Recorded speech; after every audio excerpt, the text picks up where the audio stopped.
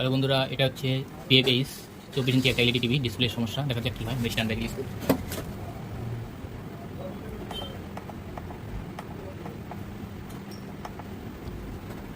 তো এটা হচ্ছে বিএফএইচ একটা এলইডি টিভি, এটা ডিসপ্লের সমস্যা রয়েছে। তো আমরা ফাইনালি ভোল্টেজ মেজারমেন্ট করব মাল্টিমিটার।